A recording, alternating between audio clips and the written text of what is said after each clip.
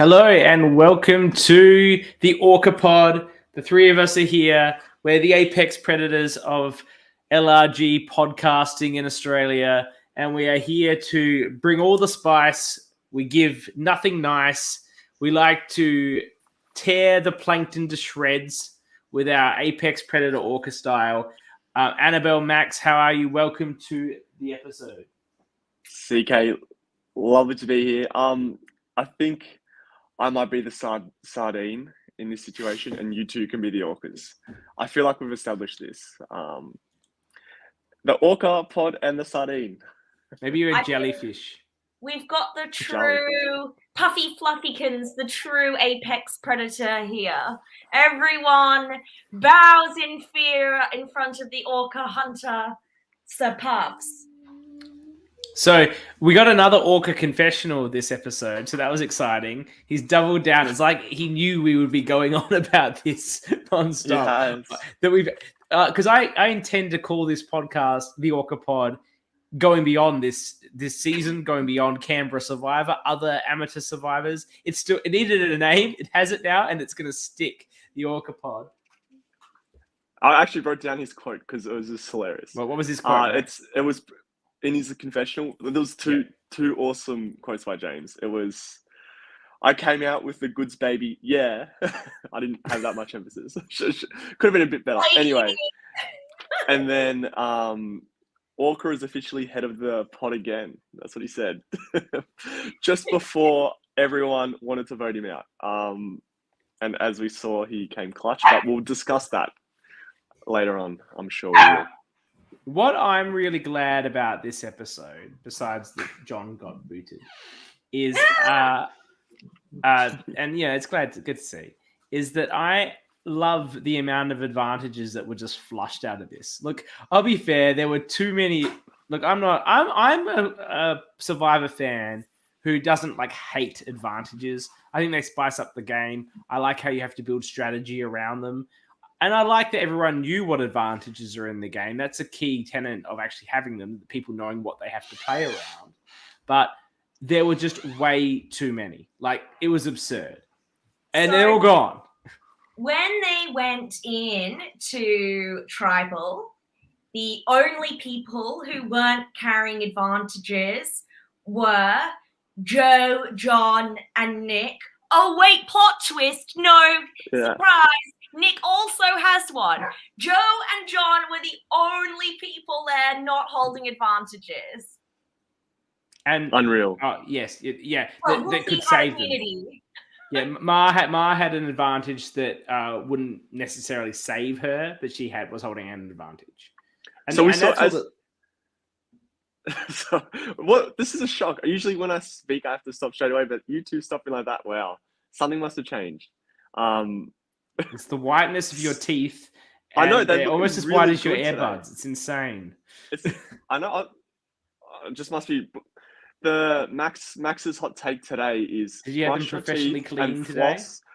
No, I didn't. Honestly, I'm at the moment. I'm in Sydney. Not nowhere near my local dentist, but my advice is floss and brush twice. Okay, this is going on too long. What were you going to say about the advantage?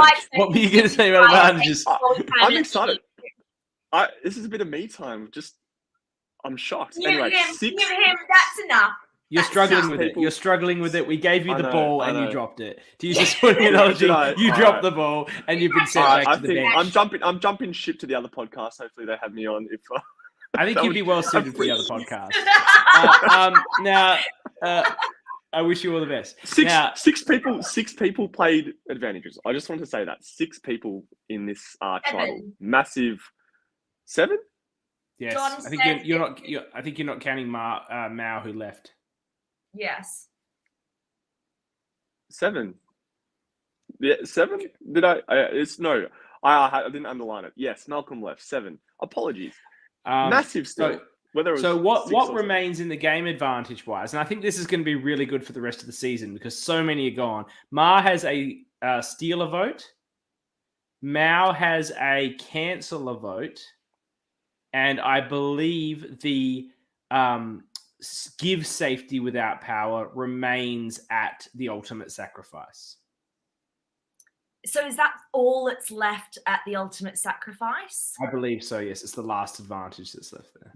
But I Okay. guess the big twist we saw today, in the most recent episode, was the fact that Nick found an advantage being the idol in a challenge. So there We're are going to more.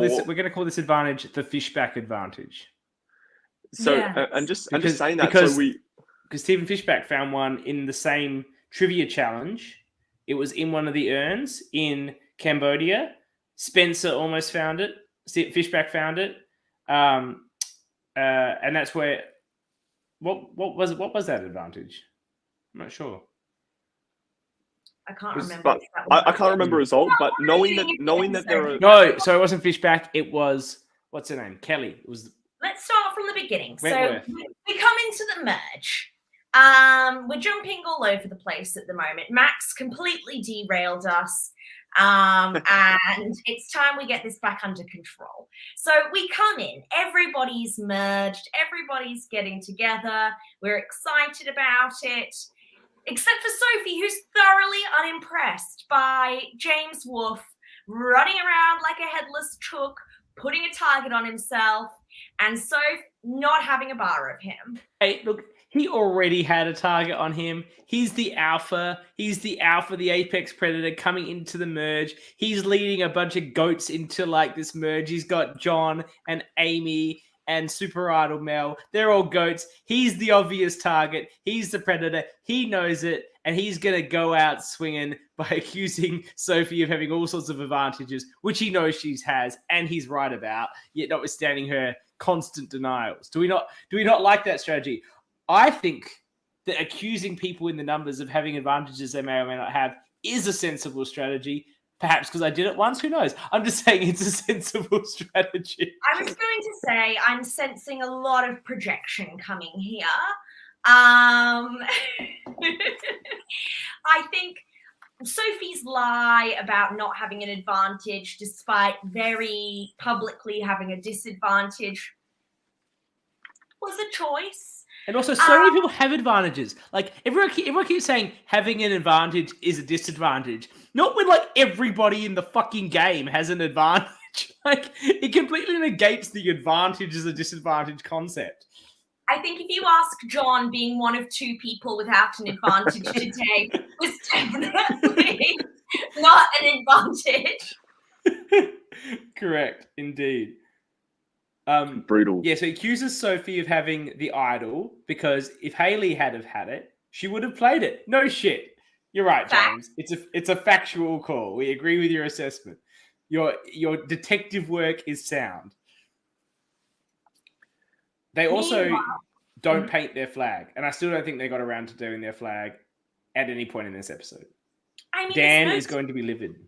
There's no time when they're so busy running around throwing each other under the bus. I could barely keep up with it. So when you immediately start flipping on each other from the get-go, Anna's blabbing about everybody's advantages, possibly the only information or the only thing that Winyu had on top of Kubarang was knowing all of the different advantages that they had. Anna, never content just to, keep the numbers, decided instead that she wanted to sabotage her own tribe even more. Fortunately, there is somebody there who's managing to build relationships, and John manages to immediately build trust with Michael and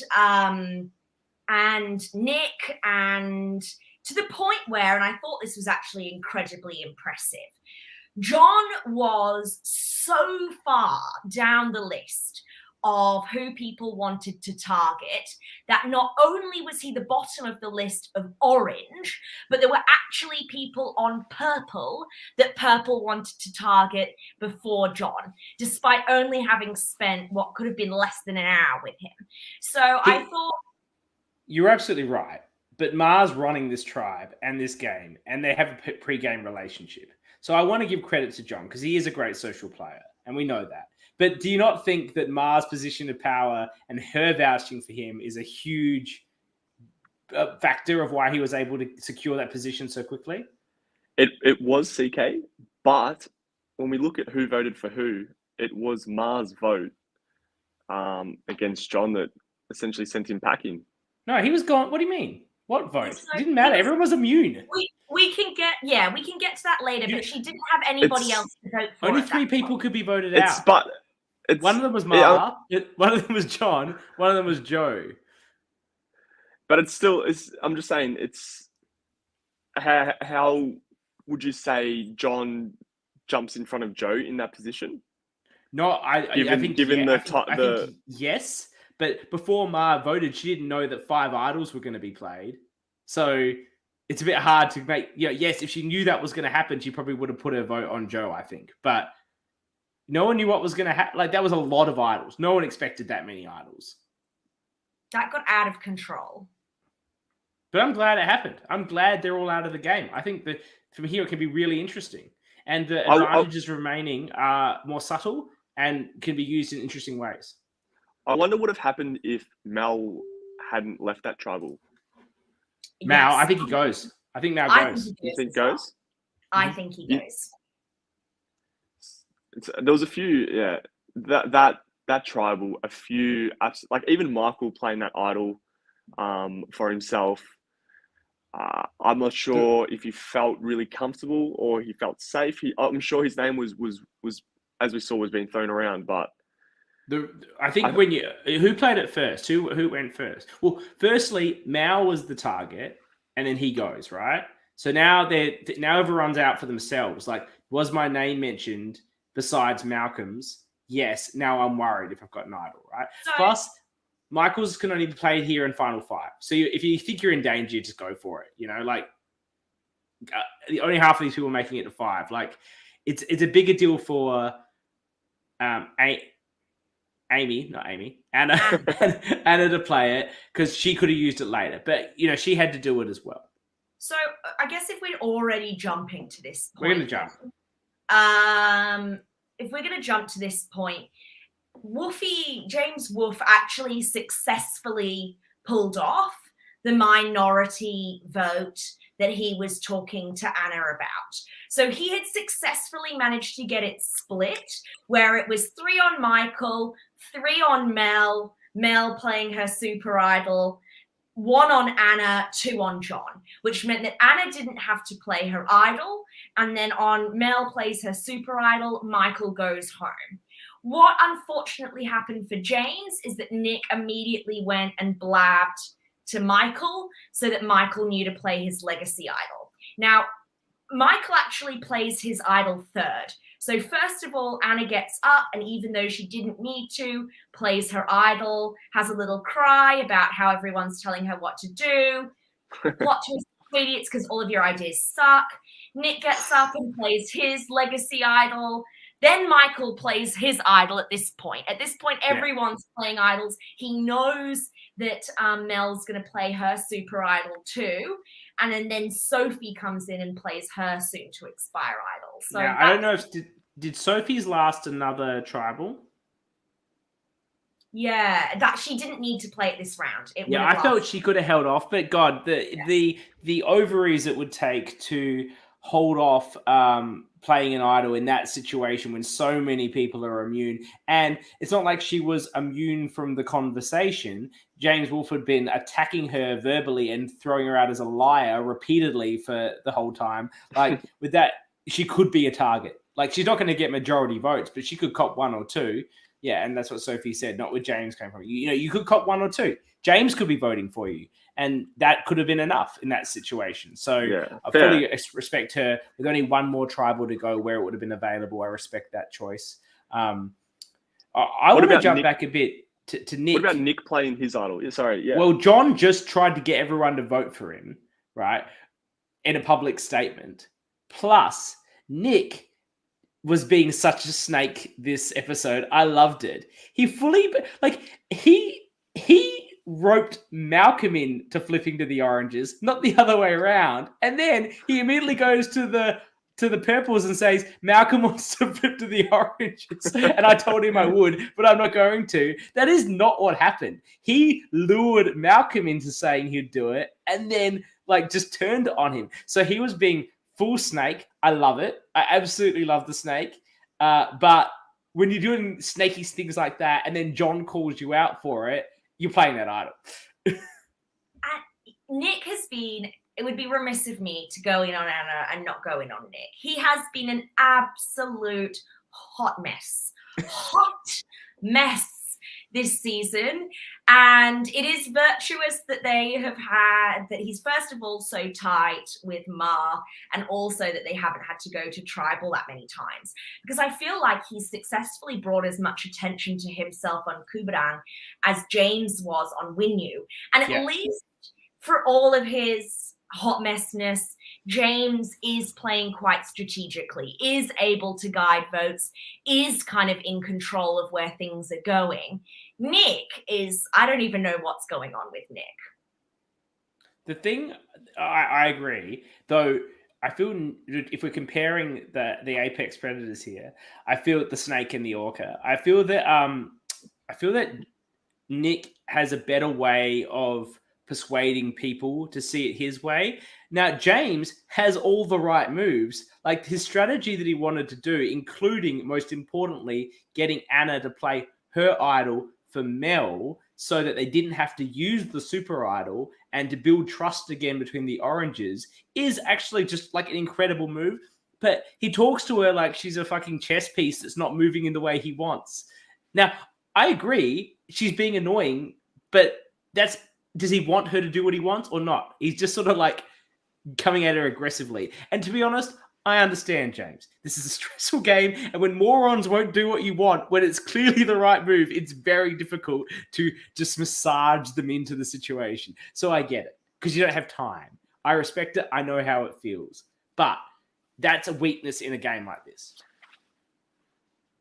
You don't agree, Annabelle? You're giving me faces. I feel that the edit, and by the edit I mean Dan, has been very generous in the Anna is a victim of mansplaining and being the sweet, quiet girl who doesn't get hurt. Anna has been given a lot of talk space by her allies. Anna has been given a lot of space by new people on Kuberang who are potentially happy to work with her. Anna consistently has terrible takes, whether it's let's flush our allies' super idol alienating her before the merge. Or, that was the worst one. No, I refuse to listen to your plan, which not only manages to save all four of us and also preserving a super idol. Anna, that you cannot tell me that John was mansplaining to Anna. I agree. Am I saying James Wolfe is the charming silver tongue that I suspect he would like to think of himself as? No. You know, and I think he does sell real estate. You know what those guys are like. We see a real juxtaposition this episode between him and Ma, who's able to subtly guide people towards what they want to do or what she wants them to do, using explanations as to why it would be good for them, where James Wolfe can't pull that off. In fairness, look at what James Wolfe has to work with, though. Can I just say, while we bring up Ma, she was incredible. She continues to be incredible. She's incredible in this episode. She's controlling everything. No one's targeting her. I've decided we should give her a nickname. She should be the Godmother, but we're not going to go with the Godmother. We're going to go with the Godmother in Spanish, which is La Madrina. La Madrina. La Madrina. Just that's like Eclipse, they went with Eclipse. Spanish is fancy. Eclipse is not. English is not. So we're going to go with La Madrina for Ma. La Madrina. I love it. And I love Josh's take. It is former host Josh Petey is watching us today, and he thinks the Anna Mel rivalry needs to be seen another scene. It's so good. Yeah, I think that's like a Max take. That's like warm. I'm not that into it. Oh, don't need to do just like that. You now have some allocated speaking time to give your opinions. Should I just talk about the Yes, challenge? I think we do need more time for my opinions. I think we do. Okay, shall I continue? All right, you've got to continue anyway, so go ahead. No.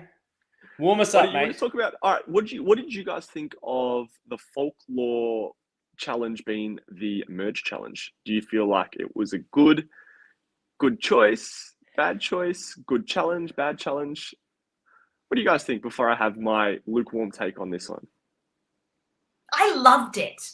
I loved that it combined memory with cardiovascular fitness. I thought it was awesome that James managed to keep up with Michael and Ma even when they were working together, you know, and it just showed that having both a sharp memory, he clearly wasn't a stoner in high school, and also being equally fit to Michael was a real help there. I do like it as a challenge. I think it gives people, if you're fit, fitness is the key, but you know, everyone can run. It doesn't require balance or throwing things at something. Like either you're fit or you're not. If you can run, you can't. Like it's and everyone has a brain. And so how good were you at reading comprehension? Like I think it's a really good challenge for fairness in terms of who can do what. I sort of prefer an endurance challenge for the first one of the merge. Generally speaking, I feel like it's who wants it the most. But what worked very well for this episode was it was so clear that even though they made it clear in the edit, it was always going to be obvious that James was in trouble, and then James won. So, and you were following his journey, and then the others were teaming up on him. And you're like, whatever you thought of him to this point, you're like, well, fuck all them. They're just teaming up on him. Go, James, win this fucking challenge. Yeah. Don't make this an easy boot. Otherwise, it's going to be a boring episode. They're all voting for you. Like, if he doesn't win that, he just goes, and all that gets flushed is the orange idols, and we're stuck with like a bazillion other idols still in the game. So it was the best outcome for the show, and you knew that as the viewer. So it was really exciting to watch him go and how close it was. Like Michael was right there. So I think it was very good in that way. And even that edit of the challenge where they had the answers in the top right of the screen, just it was done really well. Just the way this is Max's talking time. Let him have his 5 minutes. Thanks. I've only got 30 seconds left, CK. Just the way the viewers got to see the answers, because when the information was read out, I forgot like straight away. So I would have struggled with that challenge. Probably would have done well physically, but not just over the excitement of it. Probably not. But just giving the reminder to the viewers of the answers, and also how it allowed for a bit of collusion with the helping out of answers. It just adds an extra dynamic, which makes it fun. On that, Josh PD wants to thoughts on players helping each other in the challenge. You said it's fun. I liked it. I liked it because it could have been, like if it was very obvious that there were groups of people helping one particular person, I wouldn't have liked that, but I felt as if it wasn't as bad as it could have been in terms of just the whole, if you want to look at the fairness of anyone can win the merge immunity challenge, especially as you said before, CK, in the past that the first immunity challenge is one where it usually goes to someone who wants it the most. Whereas this one, I'm also fine allowed different, and that's there's a good difference. If it's not against the rules, it's in the rules, and you can do whatever the hell you want. It's a social game. You're showing people you connected. That's your choice to show people that, to demonstrate that. That could have ramifications, but equally, what's most important for you right there is you feel beating James, so you're going to reveal that to people. That's a choice. What I felt, make the choice. It's fine. Loophole. Sorry. Go. There's been a lot of this. I think this question is coming from. There's been a lot of discourse on the last Australian Survivor Immunity Challenge about the one with Liz and where Liz was helping. Yes, and how it's a way that the majority can help work together to keep the minority and the minority in what should be an equalizer. However, I would argue that in this specific challenge, unlike say one which is just about filling up buckets, there's room for error. That help might not necessarily be help. So lest we forget the Stephen Fishback Abby Maria showdown in this challenge, when he gave her the incorrect answer or she misheard him, and she ran up. He picked one up. She just grabbed it out of there, he put it back down, and then went to the next one. So I think did John do something similar? I thought he tried to. He tried to intentionally moved off the lid off a little piece to make it look like he just. No, that wasn't John. That was Michael. Sorry, that was Michael. That was Michael. Okay. Yeah. I love that. That's such a fishback move. That's the fishback move. It's the Kelly Wentworth move to find the idol in the jug. Another good comment on this particular challenge as well. We knew that the right answers had black rocks, and then they had to open up the little packets. I'm not sure how aware people were when watching, but you could ultimately go back. You could do maybe 4 questions and then go back to another correct answered block, take those rocks or a couple rocks, open them, and a little bit of a sleight of hand. Yes, it's this camera there, but if you put it like that sleight of hand and you drop 2 instead of 1, who knows? A little bit of a, like, if you're a quick thinking person who wants to cheat in a game like Survivor, why not? It would have been interesting. Okay, I said anything goes, but now you're taking it too far. Like, that's just too far. fragrant But I'm just saying there was a loophole there. There was a loophole. You never know. Roll back the camera. Hell, I don't think so. Nah, Dom's there. Dom is focused, laser focused. He's not on every single question. She jumped right in there. Yeah, Dom was there. He's judging it. He was probably on one of the tables, Sophie. He was on all the tables. Dom is omnipresent and omnipotent. He can see all and knows all. But I don't know. Just could have happened. I could have, but like we would have seen it in the edit, right? Could you imagine like Dan going back to edit this and he's trying to find all the different spots of him finding all the different ones? He's like, fuck's sake, like James didn't actually go to half these tables. Like we have to edit this shit together. Aston says they made sure they couldn't cheat. Where, you know, as we say, not as Ma. Were you here earlier, Ma? La Madrina. That's our name for you. I don't know if you've just joined us. If you just joined us, your nickname, because of how much you're dominating this season, is the Godmother. But because everything sounds better in Spanish, as according to you, Eclipse and Eclipse, you are La Madrina, the Godmother. I'm going to need to remind you on that a few times. La Now, Madrina. I had 2 more comments in this challenge. One was shout out to the real icons of this challenge, the old couple having a casual picnic right in the middle of it. Okay, she wants La Madrina. That's even better. That's funny. And number 2, the real victim of sexism in this season, Jo and her poorly fitting bra. Yes, John, thank you. Again, great minds think alike. Jo is the real victim of the patriarchy, and I won't let the edit tell me otherwise. Justice for Jo. Production should have stepped in. I'm sure Dom could have fashioned one together for her with his excellent skills. But look, are we suggesting that this was the sort of Survivor season where production chose the clothing of the contestants, like occurs in real? Yeah. Oh, so they chose the bra. Well, they gave them umbrellas. They chose the bra. They chose the bra. Jo was robbed.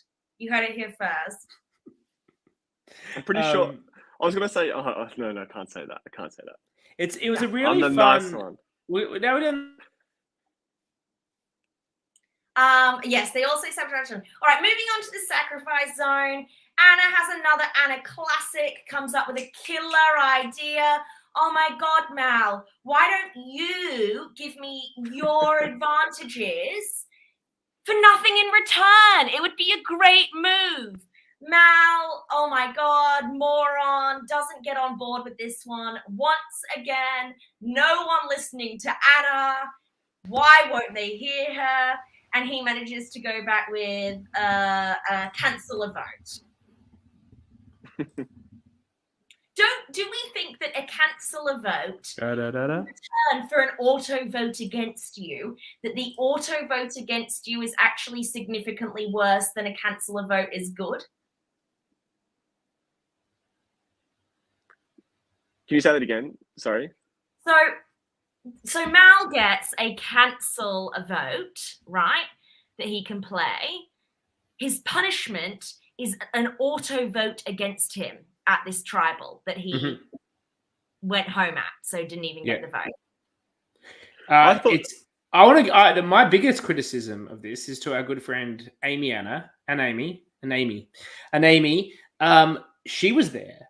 She elects not to go for the advantage because she's trying to convince Mal to use his safety without power on John when she could just go for the advantage, give safety without power, and fucking give it to John. Like, it's a 50-50 that she actually gets an advantage that she could have used for the exact same thing she was trying to get Mal to do, which he was not going to do. So I think that's a really poor choice in that situation. Do you guys agree? That was a personal move. That was just a move, in my opinion, to get her one tribal further, to gain a little bit of trust. And as we said at the start, the majority of the Winyu tribes people wanted to flip straight away. We saw that. You guys aren't listening to Anna, and it disgusts me. What? Did Anna give us an explanation for this? Did she? You're just not listening to her and the geniusness in that move, and it repulses me. I don't think a single I know you're joking and it's hilarious, but I don't think a single person in this game who has given away the advantage opportunity has had it paid back to them in any material way. Go for the fucking advantage. No one is going to hold it against you, and no one is giving you special favors because you let them take it. Like, people will save you if it suits their game, regardless of whether they let you have the advantage or not. No, but CK, Anna doesn't want to be seen as an even bigger threat in a game that is filled with advantages. Let's get real. So don't hold the only advantage. There were two advantages left. They're both minor, and one of them was exactly what she wanted and could have used to save John, and then all 4 oranges would be fine. All 4 of them. Mm. So then who goes in that situation? Let's just play this game. So he already had safety without power. He just didn't have, it's the canceller vote. Yes, but the other thing he could have chosen, there's 2 remaining, is the give safety without power. Oh, yeah. So you can send someone away. You can't send yourself. Yeah, she could have, I know, anyway. Yeah. So it's all good in hindsight. We get back to camp and this isn't hindsight. She was deliberately trying to convince Mal to use the similar advantage he has at the time. It's not like later she's like, oh, it would have been good if I had that advantage. She knew that was the advantage she needed and it was available for the taking. It's a head scratcher. But again, if we all listen to her, maybe we'd be a bit brighter. I think she's going to the end. I think she's going to be at the end. This is a winner's edit, Annabelle. No, she's not going to win. She's not going to win, but she's going to be there at the end, I reckon. It's a winner's edit. We get back to camp, and it's immediately and bleedingly obvious to everybody there that I don't know why, but James is simping hard for Anna, and those 2 are a tight duo. Nick picks up on this. Mel picks up on this and immediately ditches James as an ally.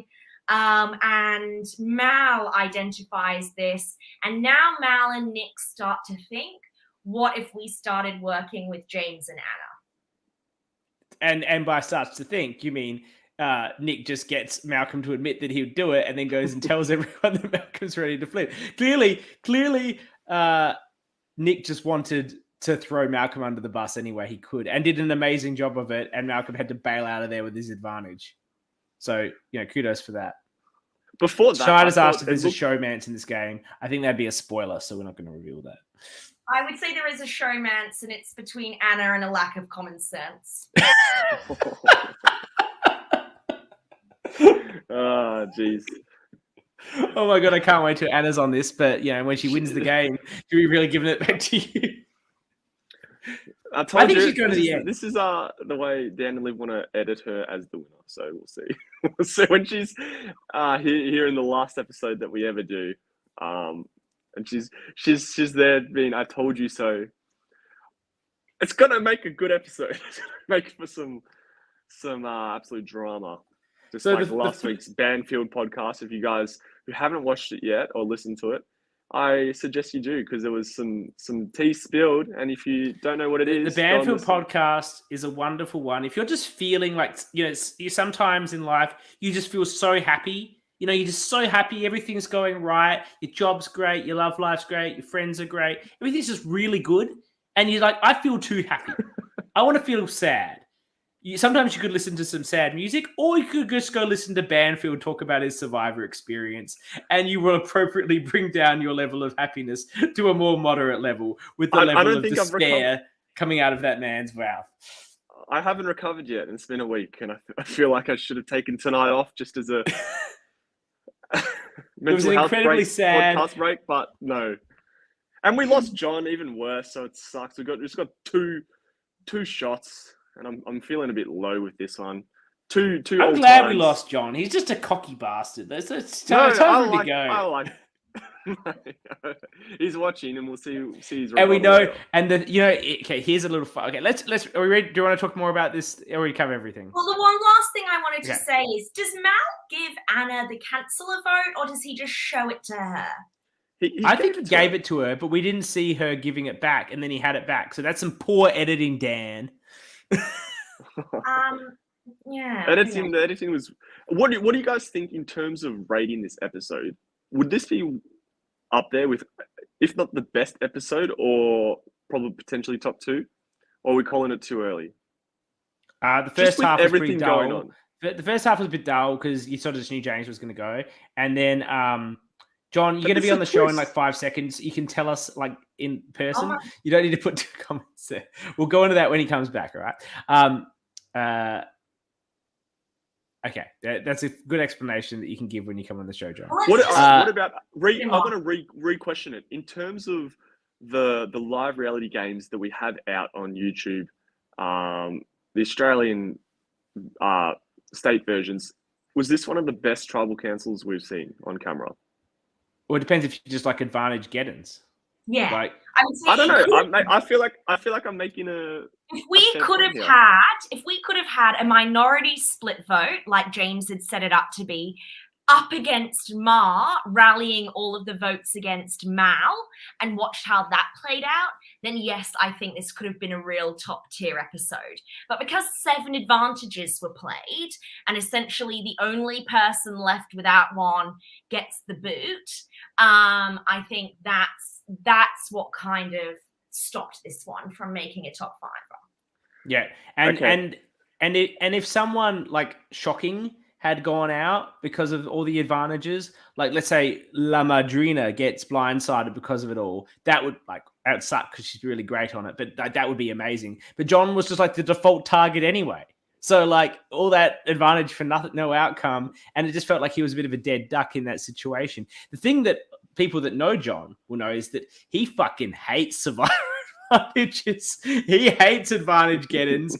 When he's involved in an LRG, putting it together, the last thing... So John and I, as long with Josh Peterson, who's been commenting, and Vince, who used to be on this show with Josh, were put sort of in charge of coming up with and then putting to the committee the sort of advantages we would have in Melbourne Survivor 4. And I can tell you, John rallied against any suggestion of too many advantages. And I think we all know why now. He has PTSD from this vote out. Let's bring in, he's labeled himself the mayor of Ponderosa. Oh, man. He wasn't ready. He looked ready. Sorry. I hadn't charged my laptop yet, and then so I was like, oh shit. So then I had to move it to be charged. All right, John. Welcome to the show. You've been watching us. You've been commenting in the chat. Very important point there that I didn't raise. We asked what was going on in the edit. Malcolm had Safety Without Power. Then he gave it to Anema. And then how did it get back to Malcolm? Yeah, so I think Malcolm did actually trust. Malcolm actually really, really wanted to work with both Anna and I. And like he thought like he would have the numbers. And I think if maybe Anna and I had more trust that had been flushed down the toilet in the last round, I might have actually gone with it. But yeah, so Malcolm actually gave Anna the Safety Without Power to hold. But although we do know that like possession means like whoever holds it owns the idols or the advantage. But then when Malcolm started getting bad vibes from that tribal, when like the ORCA is running around everywhere, coming up with different plans. Even the ORCA's meant to be voting with Malcolm. Malcolm got a bit paranoid, and rightfully so. And then asked Anna for the safety without power back, and that's when he played it. What did you think was going to happen before the advantage getting? What did you think the plan? At what point? Because I feel like what goes in my head changed many times in that episode. Before it starts, you're walking into tribal council. It's before Malcolm uses his safety without power. Yeah. What did you think the plan was going to be? Did Wolfie split? Yeah. So I guess like going into the round, like I was like, yeah, it's definitely Wolfie because he's rubbed godmother Don Sophie up the wrong way. La Madrina. Yeah.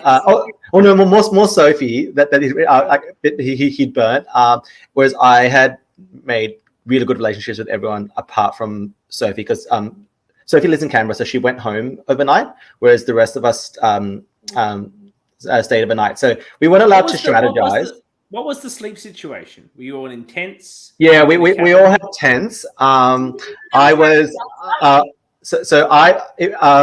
I wanted to. So I purposely didn't. I was fine from one. I don't have a tent, but then two, like I could have borrowed a tent, but I wanted to share a tent with someone from Purple, so I could try to build something overnight. So it was actually originally meant to be me, Michael, and Ma overnight, but then James also insisted on being there. So Michael spooned with Nick, while I was like the middle, shield cock blocking, James and Ma.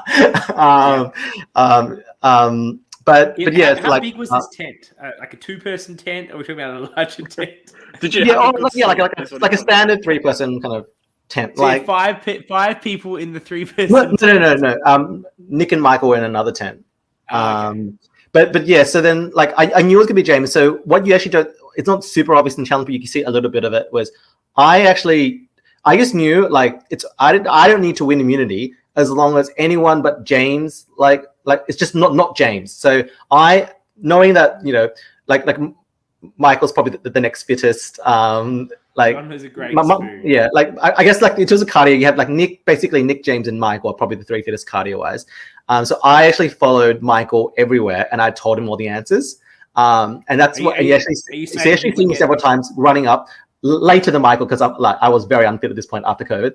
But then I told him the answer. So we were Michael and James were actually at 7 all, but then Michael actually forgot which stations had been to, and on the last one he ran back to one he had already been to, and they wouldn't let him get that rock. So the cheating that Max so wants to introduce was not available. Yeah, so unfortunately the cheating was thwarted, which in all fairness to James, well done. I agree with you. It's always nice to see someone, win against the collective. But that's why Michael, you see when Michael after the challenge, he walks away and he goes to the camera like, fuck, it was totally James. Yeah. And like James right next to him, he just does not give a shit because like it was so clear that we were working together to get rid of it. Yeah, it would have been an incredibly boring episode if James didn't win. Yeah. So it sort of saved the episode. But yeah, so like, at that point, I'm like, I'm fucked. There's like absolutely nothing I can do because like, it's 6 purple, 4 orange. Like as if you don't boot an orange first. Like why make it 5-4 when the tribe's fractured and then now like you're giving the oranges like the upper hand? Like it's better off to boot an orange. It's 6-3. And now you have more room to play around with if you do want to shake things up. So I thought, yeah, I'm absolutely fucked. But I never want to leave Survivor like not having like done absolutely everything I possibly could have. Like I don't like people who just sit back and go, yeah, it's me. So I just like hustled, ran around to every group to see what they was doing, and like everyone kept telling me, oh no, like it's not you. I really, really want to work with you, and like. I just thought they were lying to me. I just thought like, how dumb do you think I am? Like, I know I'm the obvious boot, like, but like, well, and so for me, sorry. I want to ask you a strategic question. Yeah, I know you're the boot, and yet it says you're not. And I think they wanted to save you, but it became too difficult with what happened. Once Malcolm left, noting that they would have splitted the votes on Mel and one of you and you, if you guys had all voted together, you could have taken out one of them. Like Joe. Yeah. So Yeah, so I guess like what you don't see. I mean one, like to take it back, because like when I was watching it, I was surprised everyone actually was trying to see me, and so I knew that the two votes were the two plans were the Mars plan to take out Malcolm, and the other plan was Malcolm's plan to take out Michael. And so like because like I just didn't trust Anna, and that point when James was so tight with her, I kind of started not trusting James either. Mel and I decided. Is that because you lied to Anna and you didn't tell her about? No, did it? Okay, so like you didn't tell her that you were voting for. So that last vote. CK.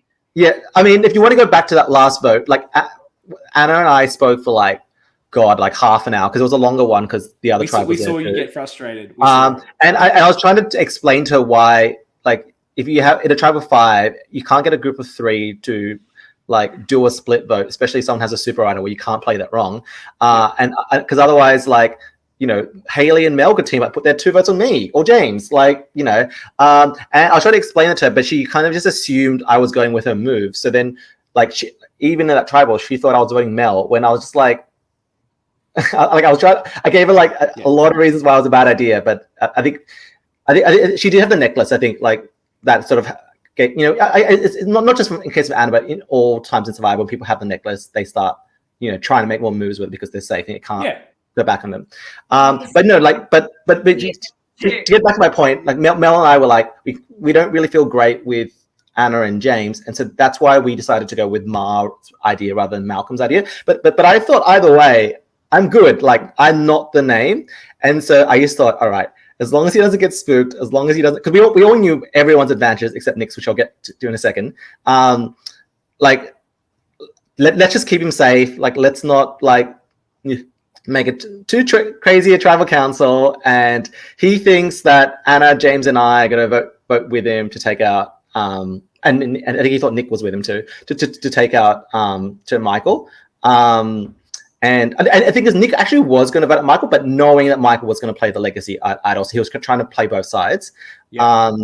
But so like Malcolm thought he had the votes, but then he started getting a bit spooked in tribal, and yeah, I definitely don't think it helped that James was walking around whispering new plans to everyone, which was apparently wasn't even a plan. Like he just started. He was fake whispering kind of plans, but I think that got Malcolm really, really scared. You mean at tribal? He wasn't. Yeah. Have you seen the episode? Like, he's whispering. Yeah. Yeah. CK wasn't even drunk when he watched it. I wasn't. This was about a week ago. So. I don't feel listened to, team, and it's really upsetting me. John, can you please tell us what the whispering at Tribal Council was? I actually know because he purposely didn't whisper to me as well. So he started whispering to like random, and that's why like it just felt like more chaotic. And I usually like strategically try to sit at the back in the middle so I can like hear kind of the whispering. But I think I got forced to because Mark and I went in first. We got forced to sit on the little bench down in the corner. So I was like the furthest away from everyone too. But so Malcolm gets so like Dan goes, it's time to vote. Malcolm gets up going, I'm getting the fuck out of here. And then like Dan's like, all right, now it's time to vote. I'm like, hold up, I know, like, because I knew Michael was going to play the legacy idol as well. So I was like, hold on, I'm not going to be the default. Let me come with another plan. And the thing is, like, I targeted because everyone knew what everyone had, but I specifically targeted Nick because I knew when he went to the sacrifice, Anna got the idol. So I knew Nick couldn't possibly have got that. I knew Michael got the Love Rocks legacy idol. Like he couldn't have got anything from that. And what I didn't know was, so you don't really see it very much because it didn't end up in a storyline. But so when you found the first round of Love Rocks, that was your Love Rocks idol, right? That's the one he got. They replanted it. So sort out your shit and find it. Yeah. So when you found the first round of Love Rocks, which is the 4 rocks, including Joseph, but then Joseph got booted immediately. So we only had 2 rounds of Love Rocks left, like the 2 Love Rocks and the 1 Love Rock. Yeah. But due to a combination of things, so because we were like literally at the top, like on top of a giant mountain. So with Haley's ankle making it hard for her to walk up and down that giant mountain, the fact that it started pouring and the fact that we were already late on time, they kind of just kept us around the challenge/tribal zone. So we couldn't. You didn't go back to camp a lot. We didn't have an opportunity to go back to camp to find the last two, and so we just thought, all right, the orange legacy idol just did not get found. I didn't realize that they would re-hide that at the challenge, because obviously, like I was confident that Nick didn't have anything. I understand that because there weren't enough advantages in the game, so I felt it was important that they re-hired the one that hadn't been done. I think that was appropriate in the circumstances, right? Like you got to have at least a couple of advantages in the game. There wasn't enough. So, and the other thing, right, was Joe and I were the only ones at that point to have not gone to sacrifice, and the rule had been to that point: you can only go once. You can only get your one advantage. And then literally the whole time Joe and I talking, we finally get to the sacrifice. We were so excited, and I was hoping I'd have a sob story and convince Joe I'm feeling in danger. Please let me take the advantage. Which Joe's a lovely person. I feel like she probably would have given it to me. Yeah. And then they were like, no. Not you and John. You guys just don't get to go. To be honest, Anna and I can get to go again. They both have things from. Why reset that rule when there's actually only 2 advantages left? That seems like a really silly situation. I don't know. You get a better storyline for this episode because if you go, let's say Joe does let you take the advantage, you take give safety without power. You then give that to Mel to use on you, and then Joe gets voted out for letting you have it. Yeah. Or if it also depends on what disadvantage I would have pulled from the thing, because there's 4 disadvantages and it's random chance. So but it wouldn't matter what one you got. No, I know, but I guess I'm saying if I didn't pull the one that Malcolm got, which was get a vote against you, which is the worst one. You would be gone. You would have left. You wouldn't be at the tribal. Yeah. But what I mean is even the canceller vote would have been enough, because I only went home with 2 votes. You would have taken give safety without power. That's what you would have taken. Yeah, sure. But whatever it is, I targeted Nick because I was so sure he didn't have anything. And when he stood up and was like, "Hold on," whipped out the idol, my heart just sunk. And then Dan was like, for the 3rd time, we have to vote. And at that point, if I had more time, I would have gone, all right, Joe's the only, I guess, and Ma are the only other options. Mel and I, let's vote Joe. But I wasn't even sitting next to Mel. This was the 3rd time Dan had said it's time to vote. And I had already used my shot, and I had it fail spectacularly. So I really couldn't pull together a plan C that late. But yeah, in hindsight, I probably got target Joe. But the other thing was at that point, if I'm trying to get purple to flip on each other, I basically need to give them a big incentive, right? They're not going to flip on the Purple Alliance to vote out Joe. They're going to flip on the Purple Alliance to take out one of their threats. You know how Ma's been wanting to take out Malcolm the entire game. Use option to take out a big threat. That's the only incentive they would have to make a big move like that. But they would have to split 5-1 once Malcolm's gone. Now I appreciate you couldn't wrangle that at that time, but they would have to split 5-1. And they're not going to do that, right? And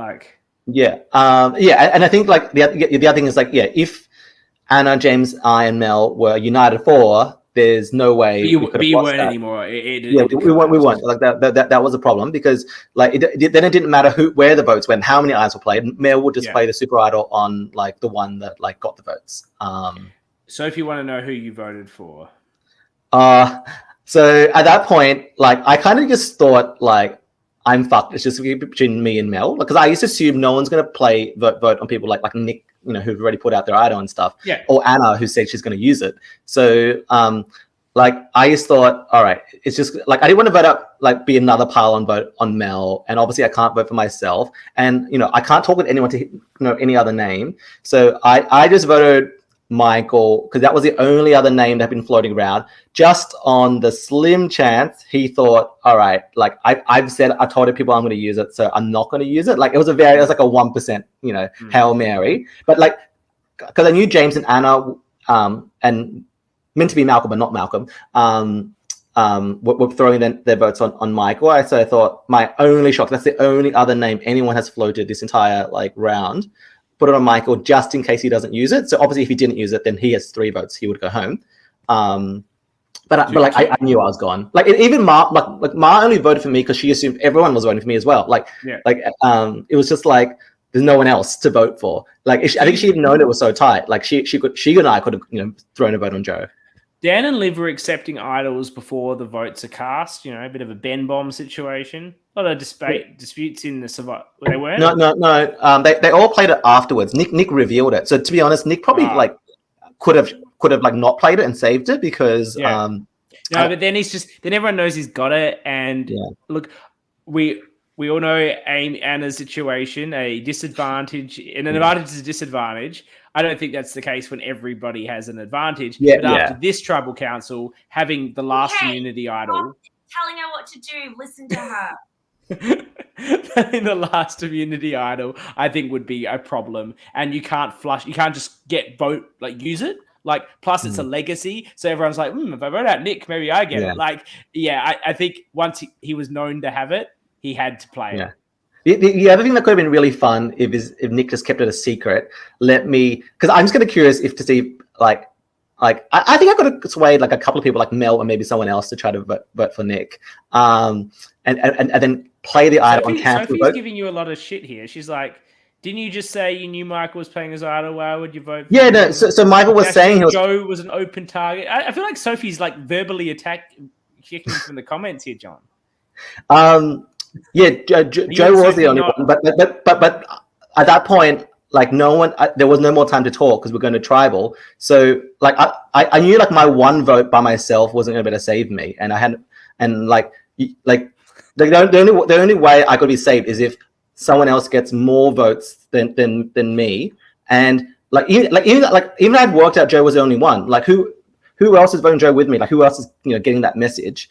So like the safest, like the only option I felt was to get the votes on someone who I knew was copying votes on the 1% chance, like he was just bluffing and wasn't going to play the idol. Yeah. Are you allowed to do the whispering? On Melbourne Survivor, they say no. No, they were, because you see James walk around with it. But like, and I could have if Dan hadn't already said like for the third time, like it's time to vote. I know the safari suit is commanding, John, but you go, no, you're not Jeff Probst. I'm going to talk to people. My game is on the line. Yeah. At that point, I was just like so sure I was going, and like I was just like sitting and going like, just like the sad, like like that sad guy on the bench, like all by himself. Like that's what it felt like. Well, we're talking about this episode, and your input has been really, really valuable. I'm interested in your experience. You had played Melbourne Survivor 3, the secret season that no one knows the outcome of, and never will. You played the secret season. You had experience like Ma. You came into this game actually as a alternate. You were there to crew. Someone dropped out, and they asked you to drop in, so you never even thought you were going to be playing. Did you come in with a real, just like whatever happens attitude? Or as it went on, did you start like playing as hard as you would your first time? How was that experience for you as a returning player, and particularly as a last fill-in? I think it was actually like I know for some people like being a last minute alternate sucks because you can't plan ahead, but for me I think it was actually really good because we played in March, everyone else got told in September, so I think everyone else had like 6 months of having to worry over what they would do, how they would play, what metaphors. Just had a killer comment.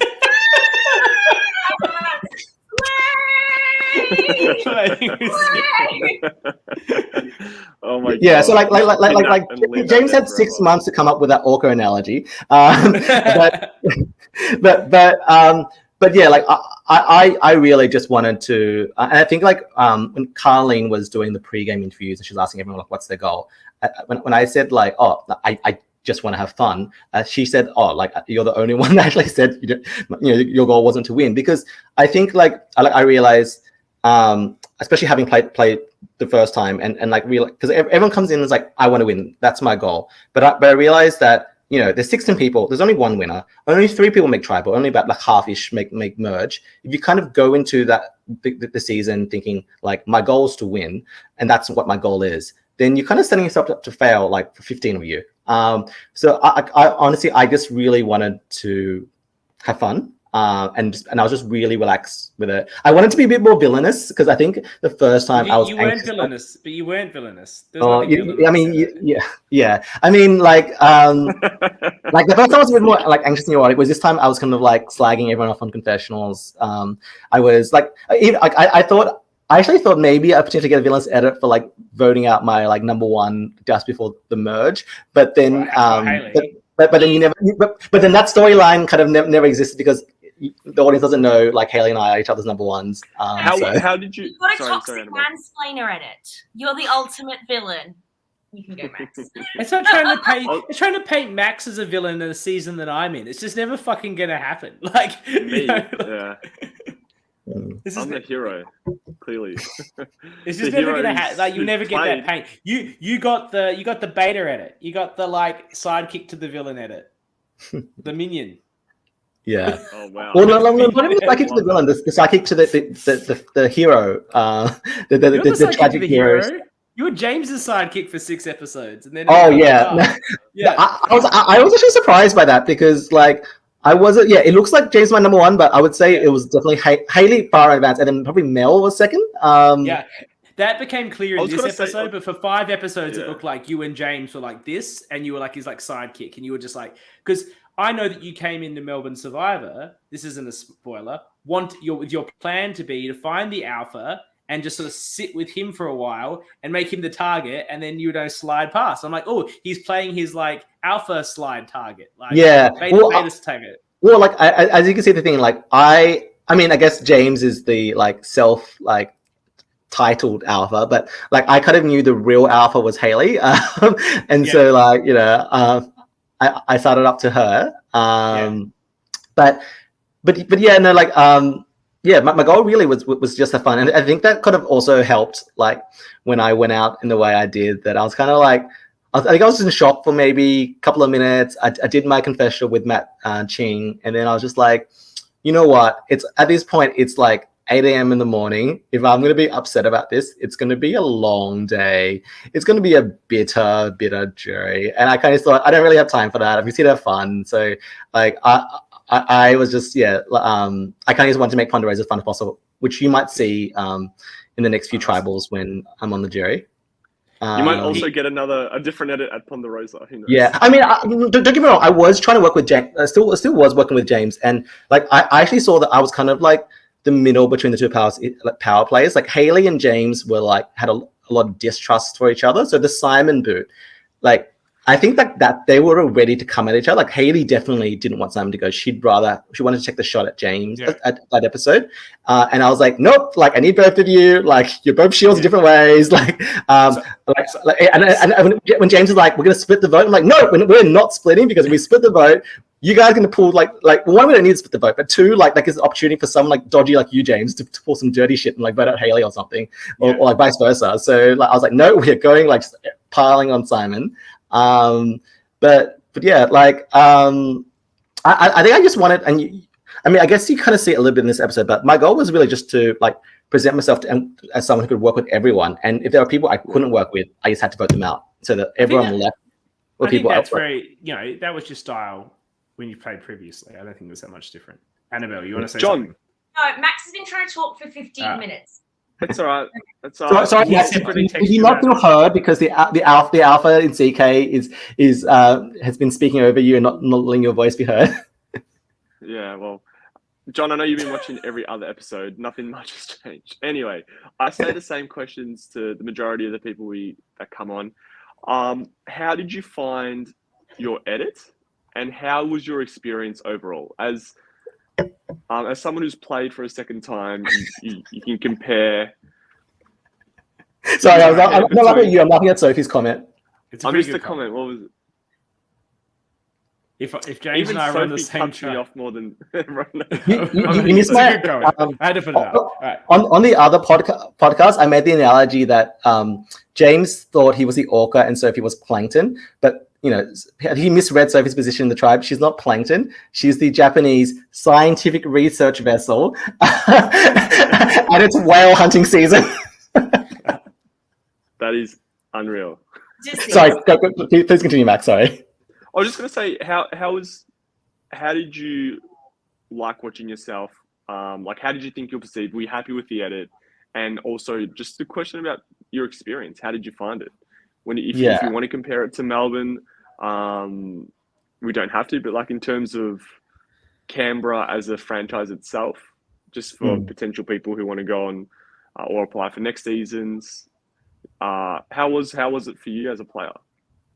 Yeah. In terms of like, I guess I'll start with like the experience. I had a really great time despite being starved all of day one, despite all the rain, not having a rain jacket, despite like the way I went out. I had a great time. I think Survivor Canberra is probably like the smallest of the three main in terms of backyard Melbourne Canberra, but like I think it's a really close knit group. Like everyone's so lovely, so supportive, and like because I went back and crewed Canberra season 3, and like even though it's just the smallest crew of the 3, it just works so well. I think because everyone's just so fun to be around. And yeah, so I had a great time. It's different. Like it is like experience is very different in that like I think Melbourne being a 3-day game and having that first day where no one gets voted out, really I feel like it's almost a completely different game because it inherently becomes more social when you have like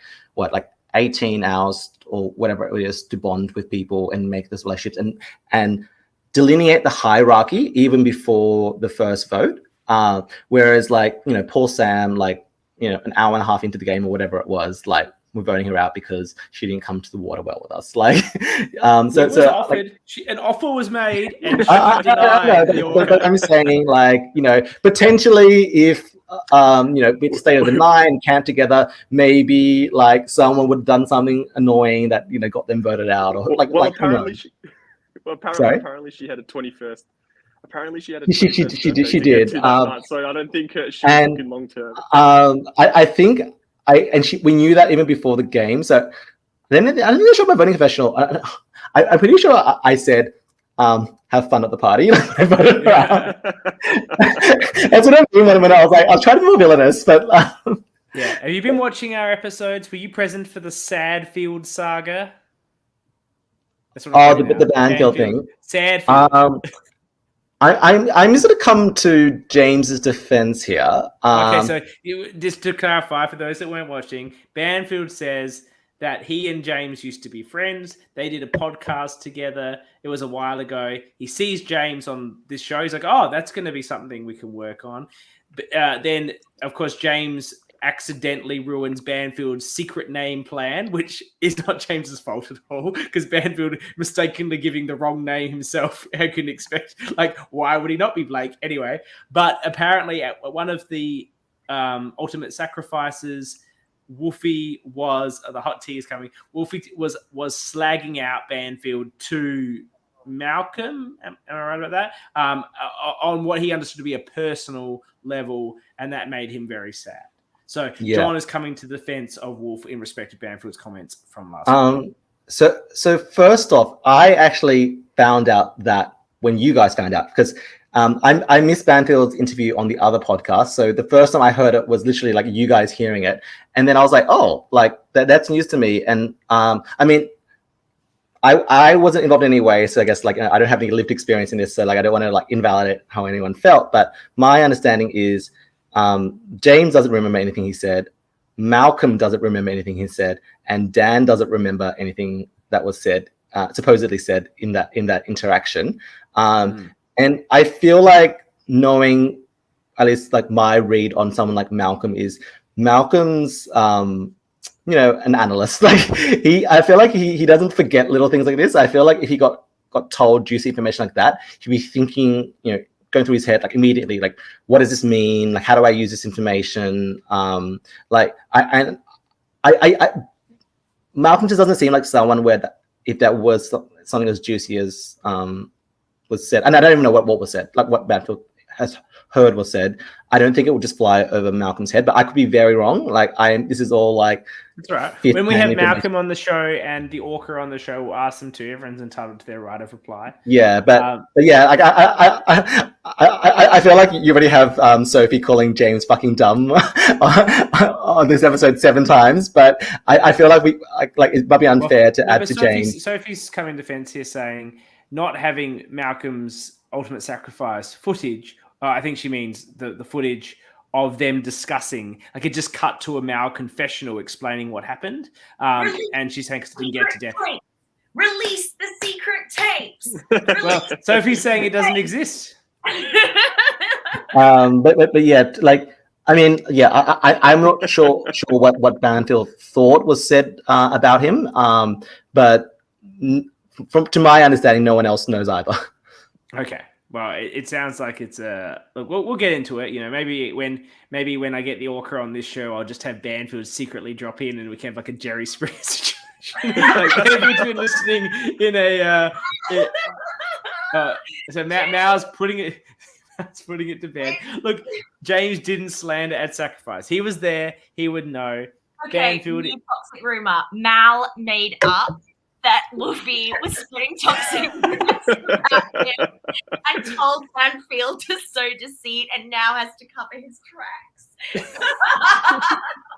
I don't think Malcolm's going to like that accusation. No, it's a joke, Mal. It's a joke, Mal. I don't think Mal's gonna like that at all. But I am keeping my Jerry Springer moment. You know, Banfield's been listening in the back in a soundproof booth, and let's bring it in. He's been backstage the whole time, literally. Backstage. Yeah, I can actually do. There's actually a backstage down here. That's how. Yeah, this, look. Okay, look. I think we'll just have to hear when it says, and I think if you're listening, here's some more information on it. I think you probably need to go and speak to whomever told you this, and maybe just check where they got their facts from. Yeah. But we're going back to Max's question because I don't want to. I don't want to talk over Max and not let his voice be heard. Yeah, my experience was. It's about you tonight, John. It's about you. Yeah, but my experience was was amazing. And yeah, like, I'm very grateful for Dan and Liv to let me have the opportunity, especially as an alternate. Yeah, I love Survivors. I'm always happy to play Survivor, even if I was first boot. The edit. I guess I guess everyone always feels like they're the heroes of their own stories, and with 16 people, the editors have to, I guess, make decisions about what stories get promoted and what stories don't. I mean, yeah, I feel like we always feel like there's a lot more that could be said. Yeah, I feel like a lot of I feel like I was playing a very strong game pre-merge on WinU, and I felt I didn't have that story. Like, I didn't quite get, it wasn't quite clear who I was working with. My strategy for the game was, and yeah, it kind of felt like I was either like James's sidekick or just there to talk about Haley. But I kind of get why, because if you look at the way I went out, if Haley and I had swapped positions, because we could have if we did the split vote and then Haley and Mel voted me out. If someone who had the kind of hero fan favorite edit like Haley or Ma, if they got advantage to get it out because 7 people were immune, and the audience really cared about that person, really wanted that person to do well, I feel like there'd be maybe some backlash about how many advantages were in the game. But then that means people, because the advantages all come from the season's theme. So then if you don't like the advantages in the game, now it means you don't like the theme of the season. Which so I get that also puts the editors in a tough spot. And so I guess it's easier to, as a certain very astute Edgic reader has written, it's easier when John doesn't have a story and he's an afterthought in the edit. If people are more apathetic, then it becomes more of a fun episode where it's chaotic, lots of things are happening, and oops, John went. But it's okay. I guess the people on WinU kind of know I hadn't thought about you too much. I was making some jokes about you being the sidekick, and I hadn't thought about you that way, but I've been a bit hyper-focused on people like you and Ma, and maybe to a lesser extent Nick, people I actually have met in real life. And I guess when you're a bit more hyper-focused on those people, you think they're perhaps getting more of a story than what they actually were. But, it's the editing these things is difficult. And I like that I think there's too many advantages in this season, but I don't mind the concept of let's just throw every Survivor advantage that ever existed to a season and see what happens. It's an interesting concept, and I think a magnificent job with this season.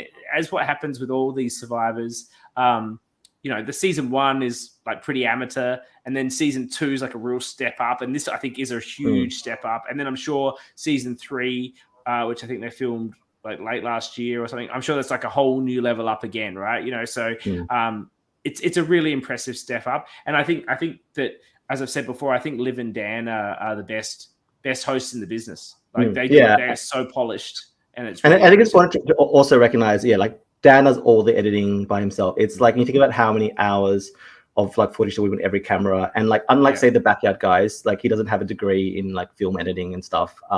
So like and he gets out the season like really quickly. He got it out in under 12 months, which is as fast as any LRG is going to get it out. He's setting the standard. They do a great job. They're absolutely setting the standard at the moment. That's amazing. And as Mar just said here, they're elite level hosts. They are so polished. And not only are they both so polished in what they do in the challenges and the tribal council, in their delivery and their focus, but they also do it as the team. And that's really hard, like to get that balance right. And they do it without talking over each other, without like coordinating. It's just a natural fit. Kyle and Brian do that, but I don't think they do that nearly as well as Liv and Dan do, in just being naturally a co-host situation, which is a bit tricky. And they do that really well. They have like amazing charisma. You don't always see it on camera because I guess they have to cut, but like they bounce off each other so well, like all the time. Even like when you saw like the like drop your expectations, like they nailed the timing. And I think like the most important thing, like I think for me, like the most important thing about a host and being like when you're the face of the franchise is that you're really passionate about the community and you really care about the product. And like Dan like. And they've like really love like Survivor Camera, the community, and I think that kind of shows when like they're having an amazing time too, and we're having an amazing time because you kind of like pick off that. Whereas if they didn't have it wasn't so obvious the passion they had for it. Like maybe if I'd gone out in this way, I'd be more upset or felt like cheated by it. But like it's such a it's a fun community, fun like season to be part of. And I guess that's and you kind of go, oh yeah, that's just a fun way that I went out. Well, this has been the longest interview we've done. It's as long as the one when we had 2 people. John, it's all right, John. You've always got such a lot of content. It's because you spoke for about 45 minutes, CK. Sorry. Now John spoke over me a lot. I should have just muted him. You're meant to. I'm so glad John's out the game so Anna's voice can finally be free. Max, you're still locked up.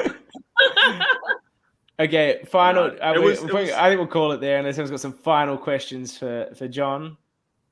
Max, well, John, as a friend watching you play, it was obviously exciting. I was shocked to see you obviously get voted out. I was hoping you'd make it further. It was great as always. You had such a strong start, and I was hoping you were going to continue. And even in your pre-game interview, just the villain edit didn't progress, unfortunately, but we still got to see a great version of yourself. I did say I was going to play like Suri because I was like a gangster in an Asian nerd outfit. You nailed it. And I went out like 3, so I delivered what I promised. You got advantage getting out of the game. But yeah, thanks for watching, and was it to be, but a good time. So tune in tomorrow. We'll see who goes next, and we'll get them on the show for next week. I think it's really going to heat up the gameplay now that the advantages are gone. A couple of minor ones, but still. And Snyder, who's been here as always. It's 5 days until the first Maverick night.